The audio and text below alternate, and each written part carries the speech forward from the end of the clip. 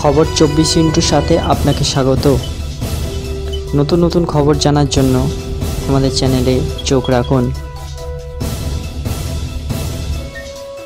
বিধানসভায় মুখ্যমন্ত্রী মমতা বন্দ্যোপাধ্যায়ের ভাষণে ফের এলো বাংলাদেশ প্রসঙ্গ। সোমবার মুখ্যমন্ত্রী আরও একবার স্পষ্ট করলেন, পড়শি দেশের সংখ্যালঘুদের ওপর অত্যাচারের ঘটনায় তিনি উদ্বিগ্ন। একই সঙ্গে সম্প্রীতির বার্তা দিয়ে তার সংযোজন, দাঙ্গা হিন্দু করে না, দাঙ্গা মুসলমান করে না, দাঙ্গা করে কিছু সমাজ বিরোধী। অনেকের মত, বাংলাদেশের পরিস্থিতিকে সামনে রেখে রাজ্য বিজেপি হিন্দুত্বের রাজনীতিতে শান দেওয়ার চেষ্টা করছে। ওই অংশটির দাবি, রাজ্য বিজেপি সেই কৌশলকে ভোঁতা করে দিতেই বাংলাদেশ নিয়ে কৌশলী অবস্থান নিচ্ছেন মমতা। সম্প্রতি বিধানসভায় দাঁড়িয়ে মুখ্যমন্ত্রী বাংলাদেশে রাষ্ট্রপুঞ্জে শান্তি সেনা পাঠানোর জন্য কেন্দ্রকে প্রস্তাব দিয়েছিলেন। তার এই প্রস্তাব ঘিরে রাজনৈতিক মহলে শোরগোল পড়ে গিয়েছে। বিষয়টি নিয়ে মুখ খোলে অসন্তুষ্ট বাংলাদেশও।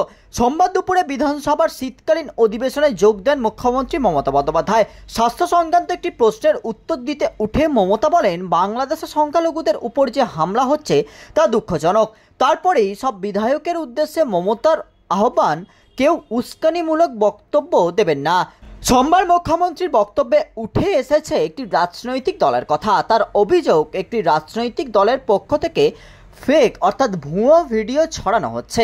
একই সঙ্গে তার সংযোজন, যারা ভাবছেন এই সুযোগে রাজনৈতিক লাভ আছে, তারা জানবেন আপনাদেরই ক্ষতি হবে। তবে মুখ্যমন্ত্রী তার ভাষণে নির্দিষ্ট কোনো রাজনৈতিক দল, ব্যক্তি বা গোষ্ঠীর নাম করেননি।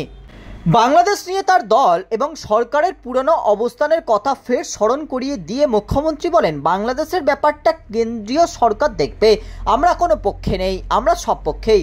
আজ বিদেশ সচিব বাংলাদেশে যাচ্ছেন, দেখা যাক কি হয়। আমাদের নীতি হলো আমরা বিদেশ নীতি মেনে চলব। সোমবার মুখ্যমন্ত্রী যখন বিধানসভায় ঢুকেছেন, তখন সেখানে ছিলেন বিরোধী দলনেতা শুভেন্দু অধিকারীও। যদিও মুখ্যমন্ত্রীর বাংলাদেশ প্রসঙ্গে বক্তব্যের সময় বিধানসভায় ছিলেন না তিনি। গত সোমবার মুখ্যমন্ত্রী বিধানসভায় বলেছিলেন, যদি বাংলাদেশে ভারতীয়রা আক্রান্ত হন তবে আমরা তা সহ্য করব না, আমরা তাদের সেখান থেকে ফিরিয়ে আনতে পারি। একই সঙ্গে তিনি বলেন, আমাদের পরিবার, সম্প্রীতি এবং প্রিয় মানুষরা বাংলাদেশে আছেন। ভারত সরকার এই বিষয়ে যে অবস্থান নেবে আমরা তা গ্রহণ করব, কিন্তু বিশ্বের যে কোনো প্রান্তে ধর্মীয় কারণে কেউ অত্যাচারিত হবে আমরা তার নিন্দা জানাই। আমরা এই বিষয়ে ভারত সরকার এবং প্রধানমন্ত্রীকে হস্তক্ষেপের আর্জি জানাবো। ব্যুরো রিপোর্ট, খবর 24/7।